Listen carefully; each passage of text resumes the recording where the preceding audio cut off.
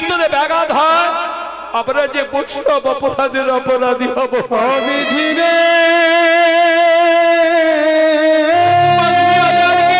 বলেছেন স্বামী, আমি কথা বিধি অন্তর্যামী ভগবান বিধি বুঝতে পেরে শিবাস এসে মালিনীকে প্রবোধ দিয়ে কে হরি হরায় নাম কৃষ্ণ যাদবায় নমঃ রে। হরি হরায় নম কৃষ্ণ যাদবায় নমঃ।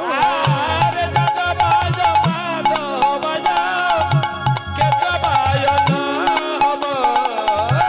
যাদবায় মাধবায় কেশবায় হরায় নমঃ কৃষ্ণ যাদবায় নমঃ রে। হরায় নমঃ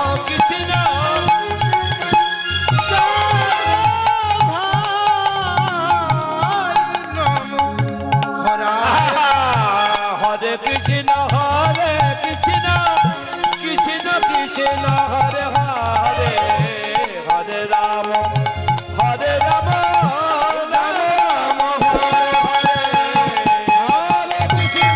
হরে। নিতাই গৌর হরি হরি হরি হরি বল।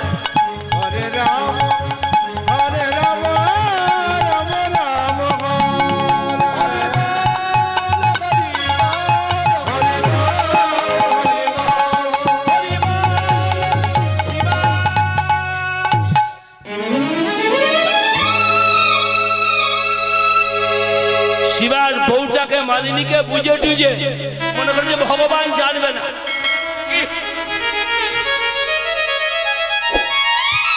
শিবা প্রভু, আচ্ছা আজকের কীর্তন যেন রসে হচ্ছে না, রসভঙ্গ হচ্ছে, ভালো লাগছে না, ছন্দ তাল কেটে যাচ্ছে, কি ব্যাপার?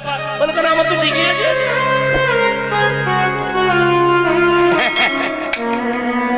সত্যি করে বলো শিবা। শিবা দাঁড়াতে বার করে হাসছে, বলে আমাকে ঠিকই আছে না, কিছু খাইনি না। তোমার হাসির ভিতরে একটা কিছু গোপন কিছু লুকানো আছে, বলো শিবা। সত্যি করে বলো, তুমি হাসছো কেন? আনন্দে প্রভু, আনন্দে অদ্ভুত। শিবাসের সন্তান ছেলে মারা গেছে, শিবাস হাসছে। প্রভু জিজ্ঞাসা করছে, হাসতে শিবাস তুমি হাসছো কেন? আনন্দে প্রভু। আনন্দ কিসের আনন্দ হে? বলছে কেউ যদি প্রভু তেনা করে, দেখো ভক্তের কিরকম উপমার যুক্তি, কেউ যদি কোনোদিন কারোর কাছে তেনা করে, দেনা করা মানুষের দেনাটা যদি অজান্তে পরিশোধ হয়ে যায়, পাওনাদার যদি এসে বলে তোর দেনা শোধ হয়ে গেছে, দেনা করা ধার নেওয়া লোকটার আনন্দ হয় না? হবে? ৫,০০০ টাকা নিয়েছিল, যে দিয়েছিল সে এসে বললো রে ভূপেন তোকে টাকা দেওয়া লাগবে না, তোর টাকা শোধ হয়ে গেছে। দেনা করা ধার করা লোকটার আনন্দ হবে না মা? মহাপ্রভু অবাক নিচ্ছে। শিবাস প্রভু, তোমার দেয়া গচ্ছিত সম্পদ, মালিনীর মা বলা, আমার বাবা বলা পাখিটা দিন কয়েকের জন্য গচ্ছিত রেখেছিলেন, আবার তোমার প্রয়োজন নিমিত্তে প্রয়োজনার্থে তুমি আবার তাকে নিয়ে নিয়েছি। নিতাই গৌর হরি হরি হরি বল।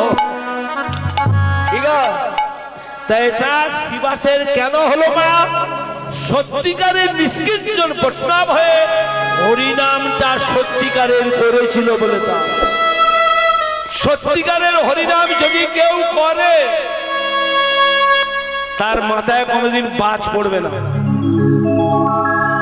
সত্যিকারের হরিনাম যদি করে, রাতের বেলা অন্ধকারে বিষাক্ত কীট সাপের লেজে পা তুলে দিল, সবল মারবে না। উজ্জ্বল প্রমাণ ধ্রুবপল্লা বনের মাঝে পা তোলাগুলি করেছিল কেন?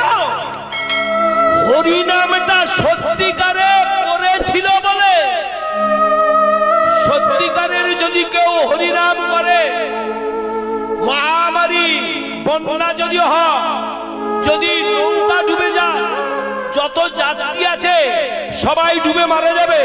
সত্যিকারের কেউ যদি হরিনাম করে তার মৃত্যু হবে না। আজ থেকে 35-37 বছর আগে আনন্দবাজার পেপারে খবরটা প্রকাশ হয়েছিল।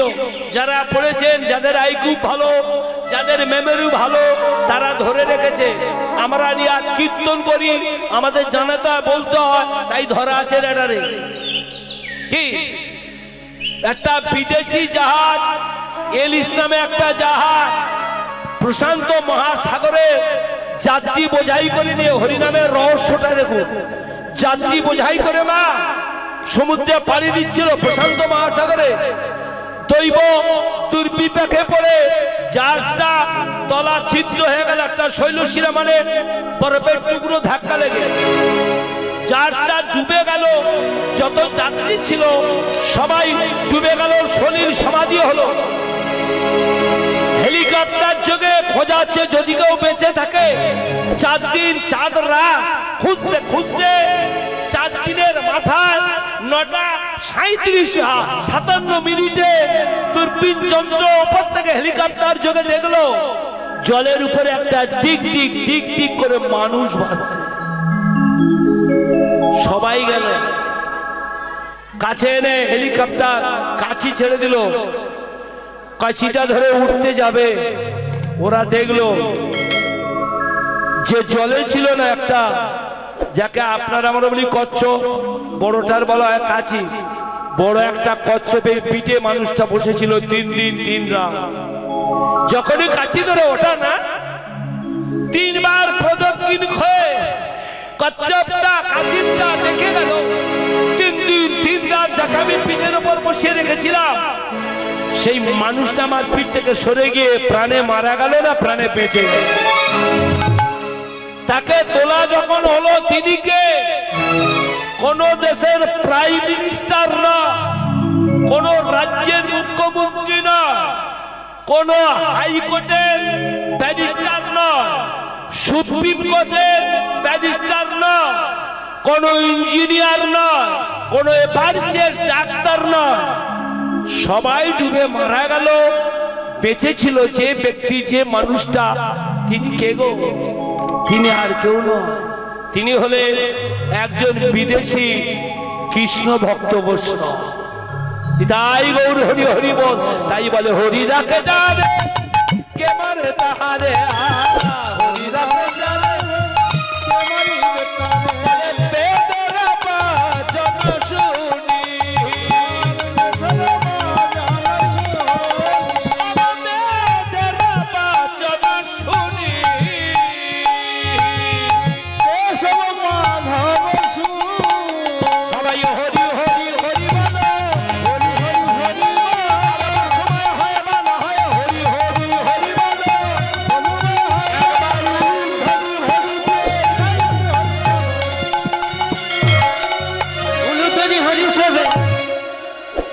মাঝে মাঝে একটু বলবেন না, গান বাজনা ঠিক যোগে জাগে হচ্ছে না কেন বলুন দেখি। গত বছর বাসরে ছিলাম, এই সময় বাসর টিক টিক করছিল, জায়গা হচ্ছিল। তবে আপনারা খারাপ ভাববেন না, যে কজন আছেন সলিড কে, তাই যে হরিনামটা সত্যিকারের হরিনামটা কি আছে বলছে, পান করো জীব হরিনাম মহৌষধি, কেটে যাবে ভবের ব্যাধি। সাবধান, হরিনাম করো যেন কুপত্য করো না। হরিনাম করবে চুল্লুকি দিবে হবে। হরিনাম করো, কি গো?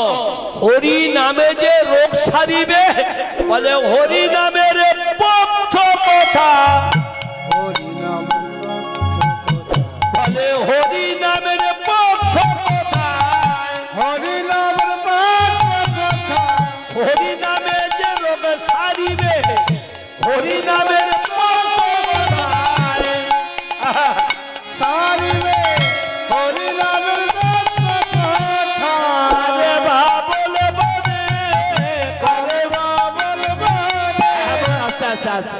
তাহলে পড়তো চাই, হোমিওপ্যাথি ঔষধ খাবে আস্তে, তার সঙ্গে যদি তেঁতুল হয় কাজ হবে মা, হবে কাজ? বা কাঁচা পেট যদি কর্মল করে ওষুধ খাওয়ার পরে খায় হবে? ঔষধে কাজ হয়, কিন্তু কুপত্য যদি হয় ঔষধে কেটে যাবে। যার আজকের পালা বা বিষয় ও গো মা, সেটা হচ্ছে পত্য পত্য করে কথা। আমি জানি এই জাতীয় লীলাপালা আপনারা বহুবার শুনেছেন, তবে সময় তো খুব অল্প। আমার পরে রূপ হবে, তারপরে রাস হবে, অন্তত ওই দুটো জায়গায় ঠিক রাখতে হবে।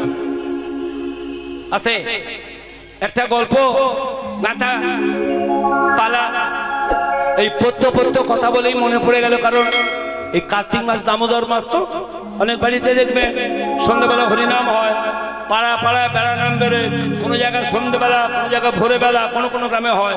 আবার দেখবেন ভাগবত পাঠ হয়, মহাভারত পাঠ হয়, আর রামায়ণ পাঠ হয় না মা? হয়তো হ্যাঁ, আমরা এই কার্তিক মাসের 2-10 পালা গান থাকি। এখন কীর্তনের ফাঁকে আমার পাশের বাড়িতে হচ্ছিল রামায়ণ পাঠ, আমি সেখানে বসে এই অংশটাকে তুলে নিয়েছি, আপনাদেরকে বলবো। হে অংশটা কি জানে? আহা, পালাটার নাম দিয়েছি সাপ মোচন। উত্তম সুচিত্রার একটা বই ছিল না বাংলার সিনেমা, সাপ মোচন। হরিনামের মধ্যে এই পালাটার নাম হলো সাপ মোচন। তারা নিজ জাতীয় চন্ডালের মেয়ে কে সবরী ভগবানকে ভালোবেসে আর শৈশব কাল থেকে ভগবান পাবে, ভগবানকে সেবা দেবে ভাবতে ভাবতে বাল্য কৈশোর যৌবন, মাথার চুলগুলো পেকে সাদা হয়ে গেছে, শুধু ভগবানের প্রতিজ্ঞায় আছে, খবর পেয়েছে ভগবান আসবে। কোন সময়? গাছে যখন কুলটুলগুলো পাকে, ঠিক সেই সময় খবর পেল সাবরী ভগবান রামচন্দ্র আসবে। ঘটনাটা কেরালা রাজ্যের ঘটনা, এখনো সাবরীর মেলা হয় না। কি অনুরাগ, ভগবান আসবে, কি খেতে দেবে? কিছু নেই।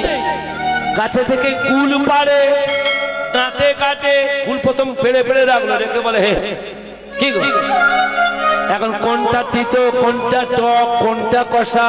আমার প্রভু যদি কষা টক তিতো কুল না খায়, তাই কি গো সরল প্রাণা একেবারে প্রতিটা কুল এটুকু দাঁতে কাটে, যেটা তিতো, যেটা কষা, যেটা টক, যেটা মিষ্টি, সেটা তুলে রেখে আমার ভগবানের সেবা।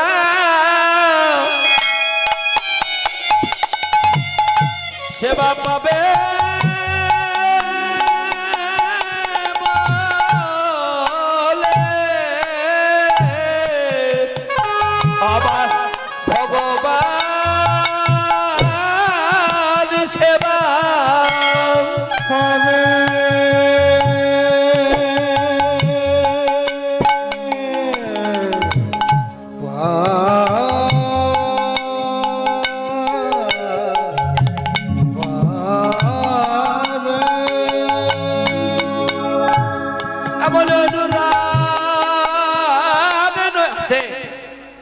কি গো রাগলো, ভগবান আসলো, সঙ্গে সুমিত্রা নন্দন কে লক্ষণ এসেছিল না? বলে ভগবান বিপদ বারণ সেবা করো নিজ কুলে। ভগবান বিপদ বারণ তুমি সেবা করো নিজ কুলে। বলে অগো ভগবান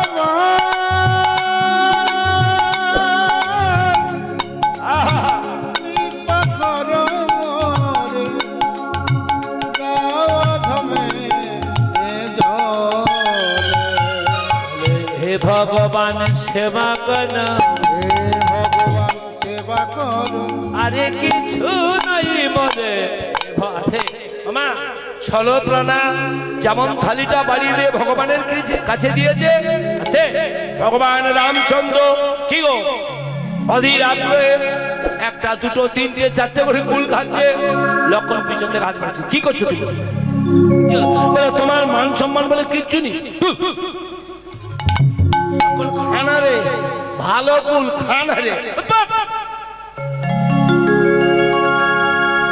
লক্ষণের ভিতরে যখন গরম হয়েছে, কি করে রাজার ছেলে আমরা নোংরা চাঁড়া, তুমি কাদের খাচ্ছা বলে ভেবে দেখলে না? এই কথাটা সবরই কানে চলে গেছে। কি গো অভিশাপ আসতে, অভিশাপ আশীর্বাদ কেউ কারোর করতে পারে না, করতে হয় না, দিতে পারে না, দিতে হয়। আশীর্বাদ বলুন অভিশাপ বলুন কর্মার্জিত ফল তার হবে। দুবেলা মাকে বাবাকে দুধ চাই গালিগালাজ করে, সরকারি চাকরি পেয়েছে ভাই জন কাটে, এরা স্বামী দুজনে বলে মা বাবাকে আমি দেখতে পারবো নি, তুই দেখে যা। কি সেই বাবা কি মা যদি সেই বড় ছেলের দিকে হাত বাড়িয়ে বলে ওরে তোর ধনধান্যে কি গো ভর্তি হয়ে যা, আমার মাথার যত চুল তত তোর পরমায়ু হোক, তুই চির সুখী হবি, হবে?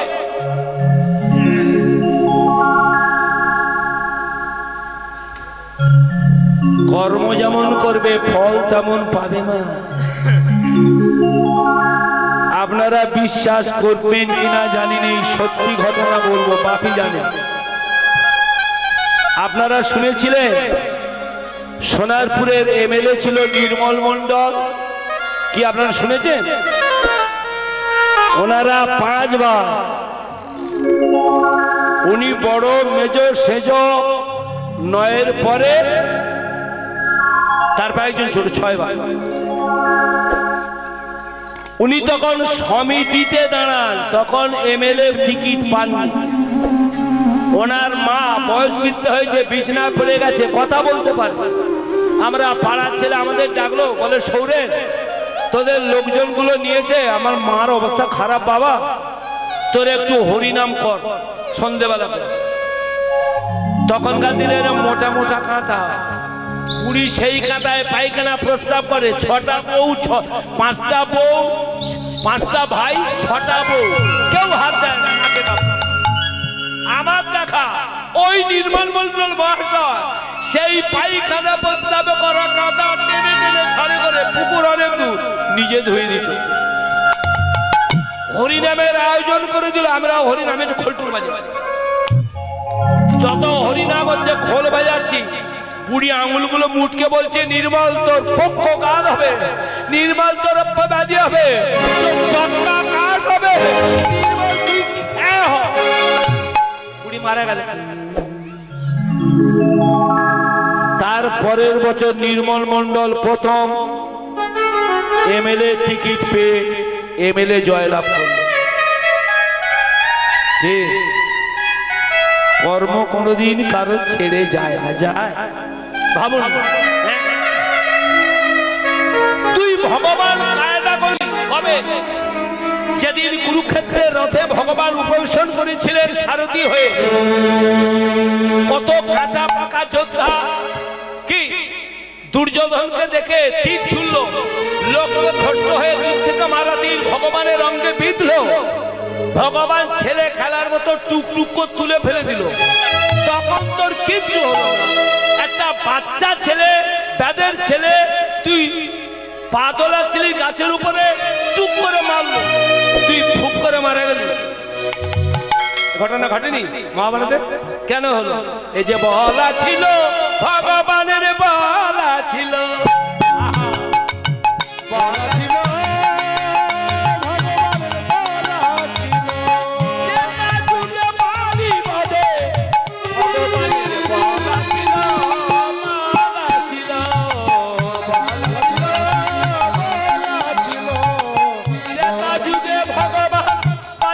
করে বাড়ির পুত্র ভগবান কথা দিয়েছে।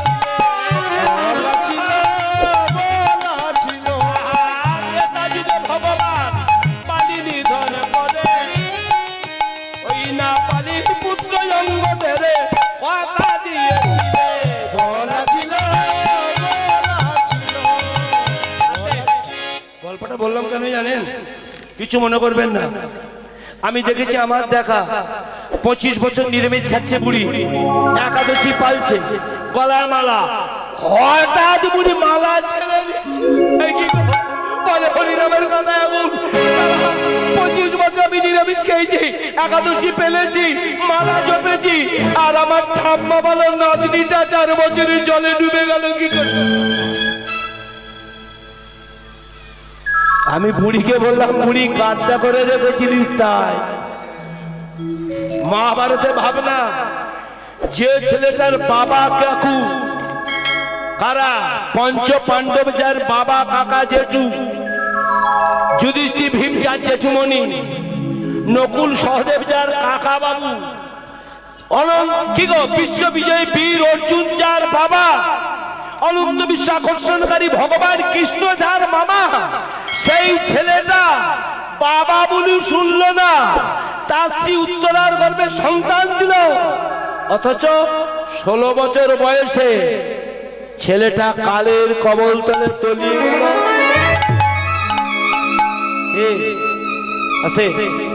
এটাই বলে গীতায় প্রারব্ধ কর্মফল। যে যতই হরিনাম করি, কর্মফল কোনদিন কারোর ছেড়ে যাবে না মা। তবে গীতায় বলছে 8ম অধ্যায়ের 5ম 6ম শ্লোকে, জং জং ব্যাপী সারানং ত্যাজোত্তান্তে কলেবর রে জগজীব। কি গো, মৃত্যুকালে ওই প্রথম যে আমি বলছিলাম টেনাজকের চলন, আপনার আমার জনম, মৃত্যুকালে যে যাই করো তাই বলছে, সাধন ভজন করো বা না করো, করতে জানলে হয়। মরার সময় যদি তুমি ঈশ্বর কৃষ্ণ ভগবানের নাম স্মরণ করতে করতে যেতে পারো, যে যথাঙ্গম প্রবর্তন্তে স্থাং তথৈব ভজম মহাম মম বর্তানুবর্তন্তে মনুষ্য পার্থ সর্বস্ব। যে যেভাবে দেহ রেখে চলে যাবে, তার তেমন ভাবে আগামী দিন জন্ম হবে। তাই যদি না হয়, হ্যাঁ বেদের ছেলে, তার কি দেব স্বর্গকুলে জন্ম হয়? কি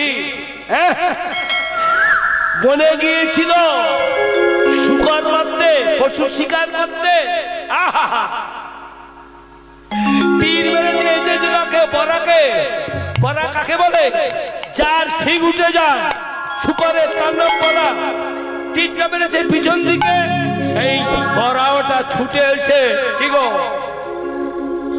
সেই শিকারী এপার থেকে ওপারে দাঁতটা চালিয়ে দিয়েছে। আর মাছ ভাত কায়দা নেই। আমার হারাবে, হারামে মেরেছে,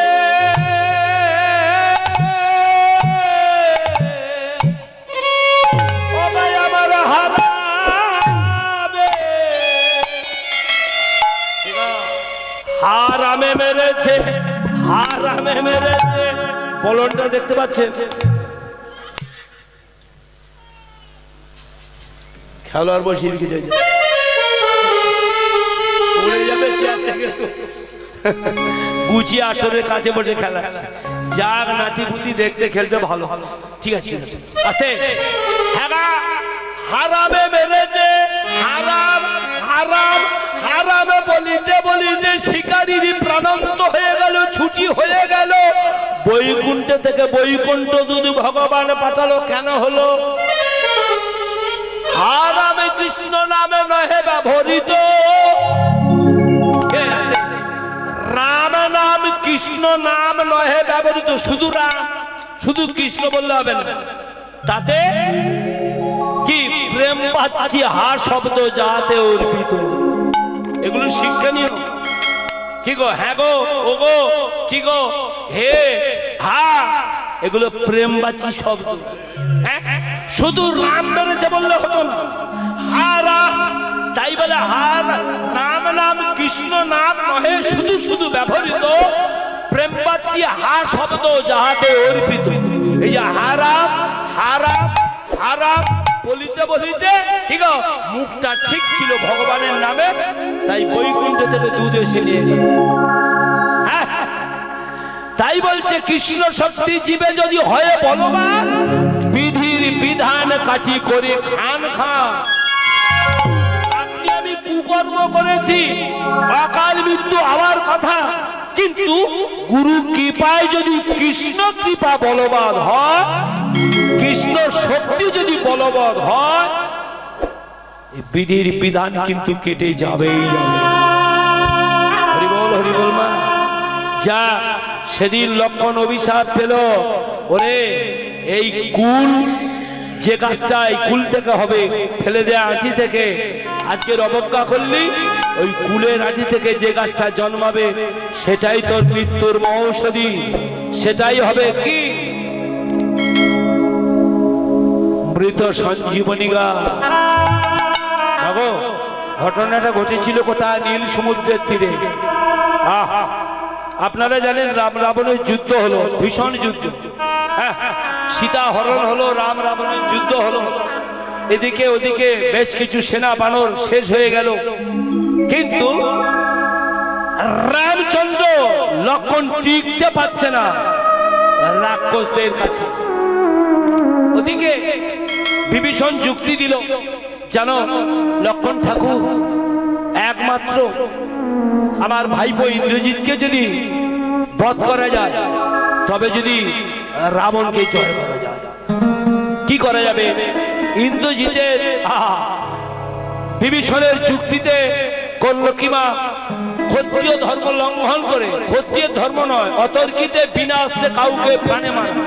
কিন্তু বিভীষণের প্ররোচনায় পড়ে লক্ষণ অন্যায় ভাবে নিকুম্ভিলা যজ্ঞাগারে মেঘনা রাবণ পুত্র ইন্দ্রজিৎকে বধ করল। এবারটা যা রাবণ শুনল, রাবণ নিজেকে নিজে ভেঙে পড়লো, ক্রোধের শক্ত হলো, ওরে লক্ষণ এর প্রতিশোধ আমি নেবেই নেব। ক্ষত্রিয় ধর্ম লঙ্ঘন করে যে কর্ম করিয়াছিস তুই, আমার শেষ বাকি ইন্দ্রজিৎকে তুই তারের কবল তলে ঠেলে দিলি। আমি যদি রাবণ হয়ে থাকি, আমিও প্রতিজ্ঞা করলাম লক্ষণ রে, আগামীকাল সূর্যদেব ডোবার আগে, অস্ত যাওয়ার আগে আমার মেঘনাথের প্রাণঘাতের প্রতিশোধ নেবই নেব। হলো তাই। ধর্মযুদ্ধ তো দিনের বেলা হয়, রাতে হয় না। যুদ্ধ শেষ, সূর্য পাঠে বসেছে পশ্চিম আকাশে। রাম লক্ষণ একটু ছাড়াছাড়ি হয়ে নীল সমুদ্রের চড়ায় একটু বেড়ু করছিল, মা ঘুরে বেড়াচ্ছে। অতর্কিতে শূন্য যান, আকাশ জানে করে শূন্য পথে কি গো, আর রাবণ উড়ে এসে লক্ষণের বক্ষকে লক্ষ্য করে শক্তিশালী বাণটা নিক্ষেপ করল। যা লক্ষণের মুখে বলল, দাদা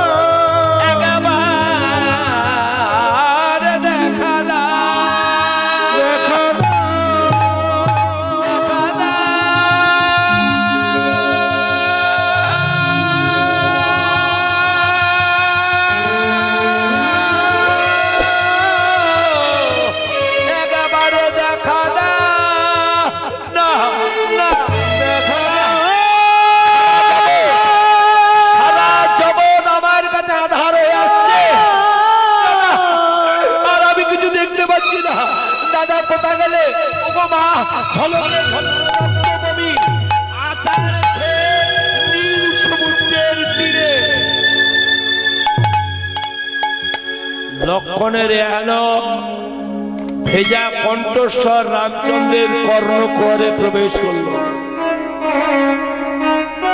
মনে হচ্ছে আমার লক্ষণের কোনো বিপদ হয়েছে।